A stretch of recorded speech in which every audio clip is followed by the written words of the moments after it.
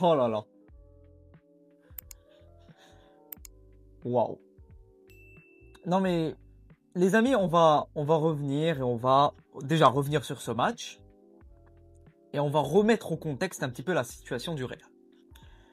Le Real de Xabi Alonso, depuis le début de saison, on avait remarqué une certaine progression assez lente et compliquée. J'ai en tête les matchs contre Marseille, Majorque.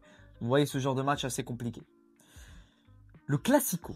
Parce qu'il faut vraiment remettre tout en contexte. Le Classico, gagné, relance cette équipe. Et on l'a vu ce soir. Victoire 4-0 face à Valence. Et c'est pas un petit 4-0, c'est un 4-0 où tu as explosé ton adversaire. Tu les as mangés. Collectivement, individuellement, dans les intentions, l'intensité a été mise dès le début. Le pressing est là, les récupérations parfois lentes mais très rapides quand il le faut. Très très rapides quand il le faut. Et individuellement, tu as des individualités qui te permettent de bonifier ton collectif au maximum.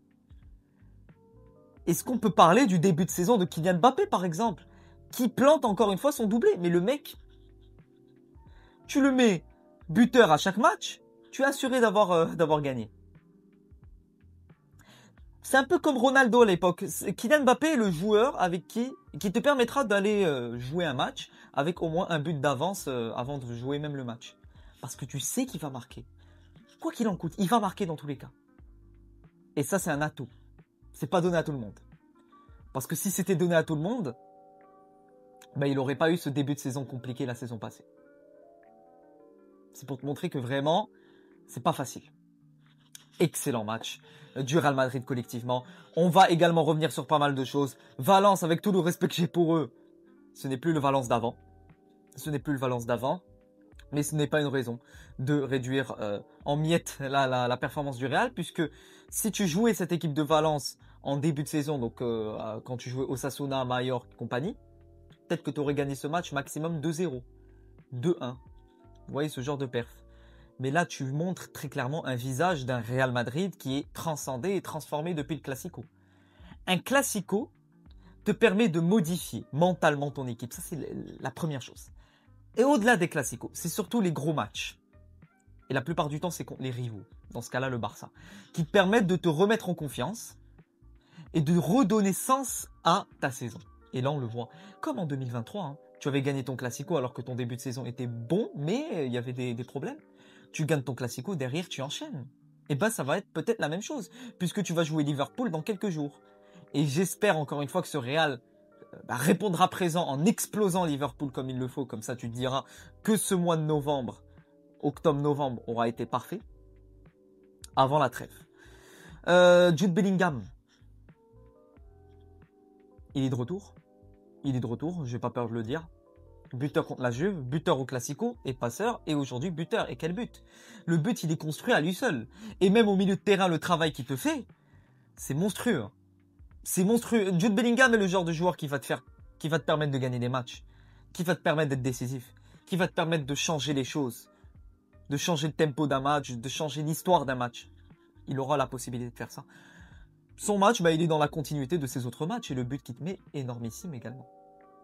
Énormissime. Individuellement, il est là. Physiquement, je le trouve beaucoup plus affûté que la saison passée avant cette opération. Donc ça, c'est un bon point. Défensivement, le Real est intact. Le Real est intact défensivement. Et ça fait plaisir. Carreras qui te plante, et je n'ai pas peur de le dire, peut-être le meilleur but de l'année. Voilà, le meilleur but de l'année. Avec tout le respect des amis. On n'est pas offert au départ. Je peux même me barrer. Voilà, pour ce but qui aura été... Non, je rigole. Je ne vais pas trop m'emporter pour ce genre de but. Parce que, mine de rien, le but aura été monstrueux. Il te met ça dans un angle très fermé déjà. Au niveau de la cage. Mais dans un angle très fermé. Par rapport aux joueurs qui sont devant lui. Et ça, c'est beau. Ça fait plaisir de revoir Carreras comme ça. Parce que depuis l'Atlético, je ressentais un Carreras assez absent, assez compliqué. Et là, depuis le Classico, il reprend en confiance. Et avec ce but, il reprendra encore plus en confiance. Titulaire indiscutable au Real Madrid. Et ça fait plaisir. Défense centrale, comme je vous l'ai dit, c'est parfait. Valverde, que j'ai beaucoup aimé. J'ai aimé le Valverde en latéral quand il n'est pas près de Tchouaméni, donc quand il ne marche pas littéralement sur Tchouaméni, ben je sens que les deux, s'ils sont pas côte à côte au milieu et que un occupe un poste et l'autre un autre poste, ben là ça donnera un petit peu de sens au milieu. Güler qui a également fait encore une fois un très très bon travail sur cette passe pour Mbappé, magnifique. Et j'ai envie de revenir également sur quelque chose, c'est Mastantuono, que je ne ressens plus le début de valeur à ajouter qu'on avait de Mastantuono il y a au moins 3-4 semaines. Mastantuono pour moi, alors comparé aux autres recrues que le Real Madrid a pu recruter au cours des dernières années, tu as recruté Bellingham, il aura été intact dès le début et il aura enchaîné et prouvé son talent. Tu as recruté Güler, également ça aurait été la même chose. Tu recrutes Mastantuono, c'est compliqué. Alors il y a une adaptation à faire et pour moi ce n'est pas un titulaire indiscutable au Real. Parce que je ne ressens toujours pas la valeur ajoutée de Franco Mastantuono sur le terrain par rapport à Brahim, par rapport à Rodrigo sur le côté droit. N'importe quoi. Tu peux mettre n'importe quel joueur actuellement, peut-être qu'il aura une meilleure valeur ajoutée que Mastantuono. Mastantuono, je préfère le voir au niveau axial parce que c'est un joueur qui va plutôt innover vers l'avant que sur le côté où c'est beaucoup plus compliqué. Mais tu as ce genre de profil au milieu offensif également. Tu as Bellingham, tu as Güler, tu as Brahim. Donc Mastantuono, pour moi, il faut aller petit à petit. Parce que je ne ressens pas la valeur ajoutée. C'est très brouillon, voilà, de sa part. C'est très très brouillon de sa part. Donnez-moi votre avis en commentaire. Si je peux revenir sur d'autres joueurs. Donc Vinicius, qui aura été bon dans la déstabilisation. Il est sorti. Et heureusement, il n'aura pas fait une réaction assez bizarre comme au Classico. Ça, c'est bon. C'est bon signe comme quoi il contrôle mieux ses émotions. Et ça, c'est important au niveau du football également. Ça fait plaisir. Voilà, ça fait plaisir. Ce Real Madrid qui fait vraiment plaisir, qui tape cette équipe de Valence avant ce match crucial face à Liverpool, qui sera déjà un match décisif pour aller en huitième de finale de Ligue des Champions. Ça sera très très important. Le penalty raté de Vini, ça aussi, il faut que je revienne sur ça, parce que pour moi, Vinicius n'est pas un bon tireur de pénaux. Et c'est pas le premier pénal qu'il rate. Il en a raté des pénaltys sur les derniers mois et sur la saison passée. Néanmoins, Vini qui rate un pénal, mais qui le tente quand même, c'est quand même bon pour la confiance. Mbappé qui laisse son pénal, c'est aussi signe de collectif dans le vestiaire qui vit bien. Et j'ai l'impression que l'équipe vit mieux. L'équipe vit mieux, même collectivement, même dans la construction, ça se comprend mieux.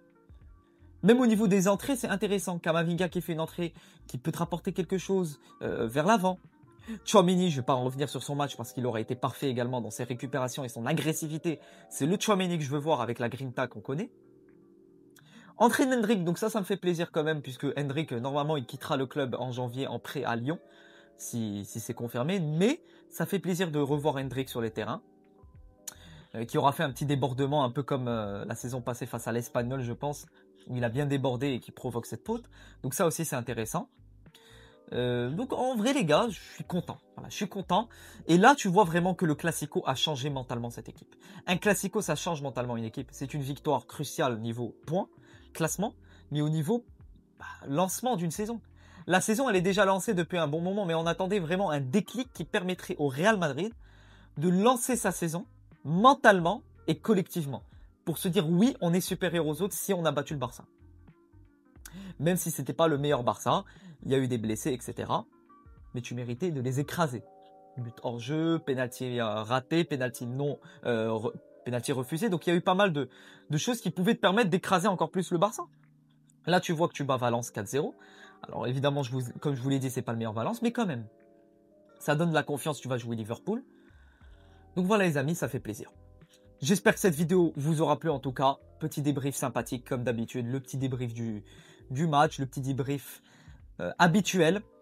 Demain, je vais essayer de sortir une vidéo assez surprise. Voilà, restez connectés sur ma chaîne. Ça va vous faire plaisir, un contenu très très intéressant, inhabituel. Voilà, ça sera un vlog. Voilà, je vais sortir un vlog. J'espère que ça vous fera plaisir. Ça va changer des vidéos habituellement. Surtout qu'on approche de la trêve internationale. Prenez soin de vous les amis. À la Madrid, in Adamas et à bientôt pour de nouvelles aventures. Ciao les gars!